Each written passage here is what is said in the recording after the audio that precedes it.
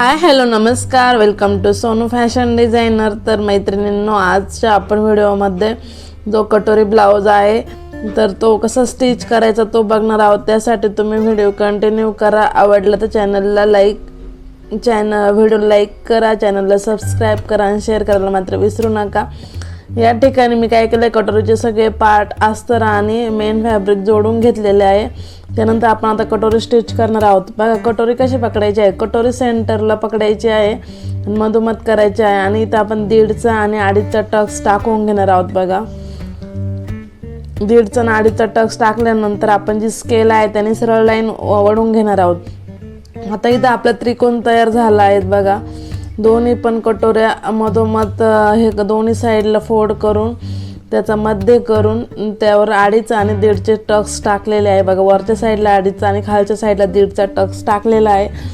त्यानंतर आपण काय करणार आहोत, स्केलने आपण लाईन मारून घेणार आहोत. बघा एकदम त्रिकोण तयार होतं. या पद्धतीनं तुम्ही कटोरीला आहे ना जर टक्स मारला तर कटोरी एकदम फुगते.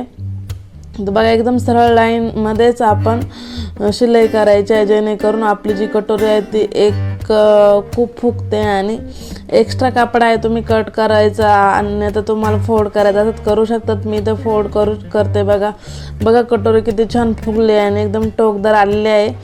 तुम्ही पण या पद्धतीनं जर कटोरी व्यवस्थित कट करून अशी स्टिच केली तर तुमची कटोरी अजिबात चपटी होणार नाही. त्यामुळं हे बघा आणि त्यानंतर आपण फोल्ड करायचे आहे. बघा दोन्ही साईडच्या कटोऱ्या इतके फुगलेले आहे आणि इतके टोकदार आले आहे. तुम्ही या पद्धतीने जर स्टिच केल्या त्या पण अशाच फुगणार आहे, कारण कटिंगची पद्धत मी तुम्हाला मागच्या व्हिडिओमध्ये दाखवली आहे.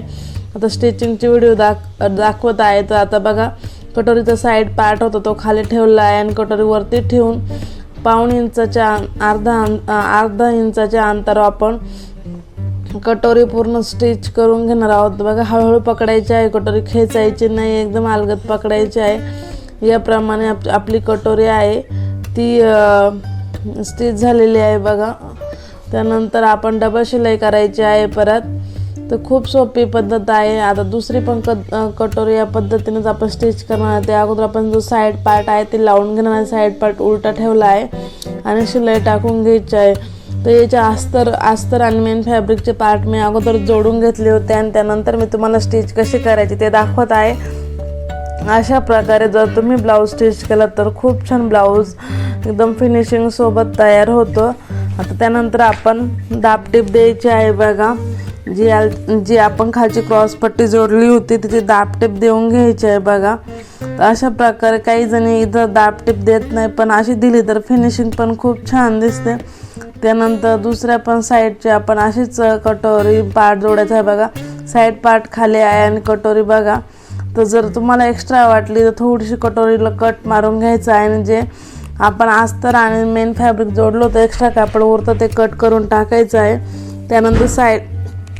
त्यानंतर साईड पार्ट ठेवायचा आहे खाली आणि वरती कटोरी ठेवलेली आहे. तर कटोरी अजिबात खेचायची नाही, अलगद शिलाई करायची आहे, जेणेकरून ती ओढल्यासारखी किंवा दिसणार नाही. हे बघा कटोरी कशी एकदम व्यवस्थित जोडलेली आहे. तुम्ही पण या प्रमाणे जोडायचं आहे. खाली थोडा एक्स्ट्रा पार्ट उरलेला आहे तो कट करून टाकायचा आहे. बघा आणि पुन्हा एकदा डबल शिलाई करायची आहे, जेणेकरून आपली जी स्टिच केलेली आहे कटोरी ती ब्लाऊज फाटेपर्यंत ब्लाऊज शिलाई आहे ते निघली नाही पाहिजे. त्यानंतर आपण पुन्हा जी क्रॉसपट्टी आहे ती जोडणार आहोत. जिथं आपण जास्त 3.5 आणि 3 इंचाची क्रॉसपट्टी घेतली, ती 3.5च्या बाजूनी आपण जी क्रॉसपट्टी आहे ती जॉईंट करायची आहे. जॉईंट करताना 1/2 इंचाच्या अंतरावर जॉईंट करायची आहे. दोन्ही पण पार्ट सोबत पकडायचे आहे, खालीवर होऊन नाही द्यायचे आहे. त्यानंतर आपण दाबटीप देणार आहोत. तर खूप सोपी पद्धत आहे. जशी कटिंगची पद्धत सोपी आहे तशी स्टिचिंगची पद्धत पण खूप सोपी आहे. तुम्ही प्रयत्न करा, प्रॅक्टिस करा. प्रॅक्टिस मेन आहे ब्लाऊजमध्ये. त्यानंतर बघा आपण दाबटेप दिलेली आहे. दाबटेप झाल्यानंतर आपला हा पार्ट रेडी आहे. बघा दोन्ही पण कटोऱ्या खूप फुगलेल्या आहे आणि अजिबात असं चपटी वगैरे होत नाही आणि गोलाकार कटोरे आलेले आहे. तुम्ही एकदा बघा.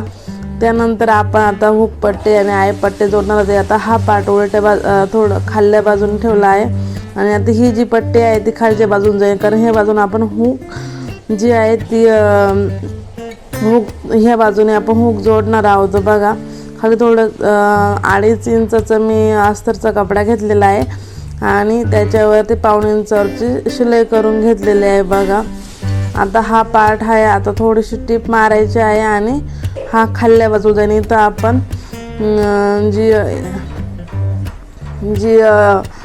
हे आहे शिलाई आहे ती देऊन घ्यायची आहे. त्यानंतर आता बघा शिलाई देऊन झाल्यानंतर आता हा आपण पार्ट आतल्या बाजूला फोल्ड करणार आहोत. तर बघा इथं बघा आतल्या बाजूने फोल्ड करायचं आहे आणि अस्तर दिसता कामा नाही, त्यावर आपण दाबटीप देऊन घ्यायचे आहे. खूप सोपी पद्धत आहे.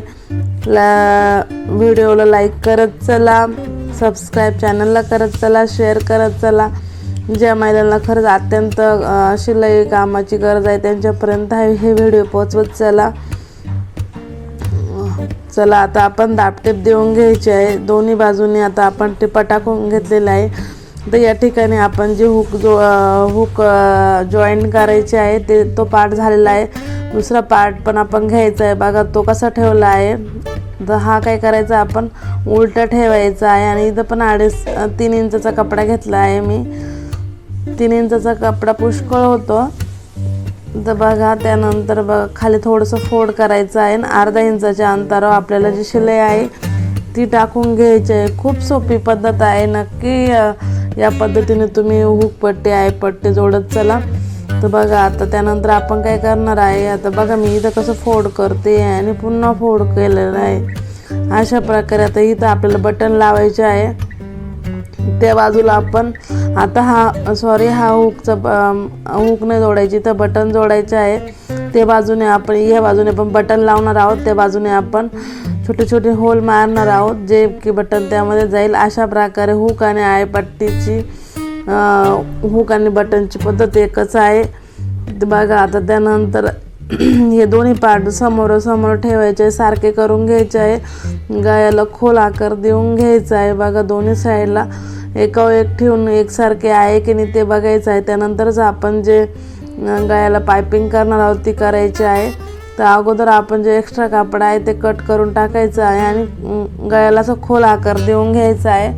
बघा आता आपण काय करणार आहोत, पायपिंग देणार आहोत. एक्स्ट्रा कापड आहे तुम्हाला आधी दोन्ही पार्ट सारखे ठेवून कट करावं लागणार आहे, म्हणजे जर एक्स्ट्रा असेल तर. त्यानंतर आपण 1-1 इंचाचे काय करणार आहोत, म्हणजे दाबटीप द्यायला त्या पट्ट्या काढणार आहोत. तर या कटिंगमध्येच आपण काढून घ्यायचे आहे. तर बघा 1-1 इंचाचे मी घेतलेलं आहे. त्यानंतर आपण एक शिलाई करणार आहोत. बघा त्यात थोडीशी एक बाजू थोडीशी फोल्ड करणार आहोत. फोल्ड केल्यानंतरच आपण दाबटीप देऊन घ्यायचे आहे जेणेकरून त्याचे धागे निघत नाही नंतर. बघा खूप सोपी पद्धत आहे. नक्की या पद्धतीने तुम्ही ब्लाऊज स्टिच करा. नक्की या पद्धतीने ब्लाऊज स्टिच करा. बघा त्यानंतर आपली झालेली आहे. त्यानंतर आता आपण कसं देते बघा, फोल्ड बाजू वरच्या बाजूने आहे आणि जी प्लेन बाजू आहे ती खालच्या बाजूने आहे आणि 1/2 इंचाच्या अंतरावरती 1/2 इंचाला थोडंसं कमी या अंतरावर आपण शिलाई देऊन घ्यायची आहे आणि इथं गळ्याच्या खाली थोडंसं फोल्ड करून घ्यायचं आहे जेणेकरून आपला जो गळा आहे तो एकदम गोलाकार येतो. त्यानंतर जेव्हा आपण सेंटरला येऊ तिथे थोडीशी फोल्ड करायची आहे पट्टी, जेणेकरून ते धागे निघणार नाही आणि थोडेसे छोटे छोटे कट मारून घ्यायचे आहे जेणेकरून आपली फिनिशिंग 1 नंबर येते आणि शेप पण गळ्याला 1 नंबर येतो. त्यानंतर आपण खालच्या बाजूला फोल्ड करायचे आहे. बघा दिसते का नाही दिसत, तर तुम्हाला जर गोड जमत नसेल तर ह्या पद्धतीने तुम्ही अशी पायपिंग किंवा दाबटीप म्हटलं तरी चालन. तर असं वाटतं जेव्हा आपण ही दाबटीप देतो तेव्हा असं वाटतं गोटच मारलेला आहे, खूप छान फिनिशिंग येते. तुम्हाला गोट मारता येत नसेल तर तुम्ही अजिबात टेन्शन घेऊ नका. या पद्धतीने कोणत्याही गळ्याला दाबटीप देऊन द्या, खूप छान दिसते आणि ब्लाऊजला लुक पण छान येतं. बघा त्यानंतर एक्स्ट्रा कापड खाली आहे त्याला आपण खाली जे उरलेलं आहे त्याला आपण हे बघ किती छान आलेले आहे. त्यानंतर आपण तिथं हात शिलाई पण करू शकतो, पण दुसऱ्या बाजूची पण तसेच करायची आहे.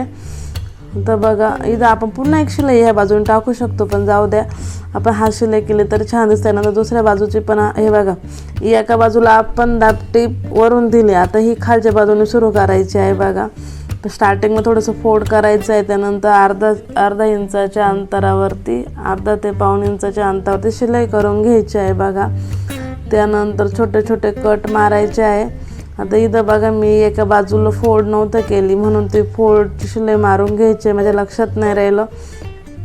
तर जेव्हा आपण जोडायच्या आधीच ती शिलाई करून घ्यायची आहे. जसं की पहिल्या पार्टला मी तुम्हाला जोडताना दाखवलं तसंच जोडून घ्यायचे आहे.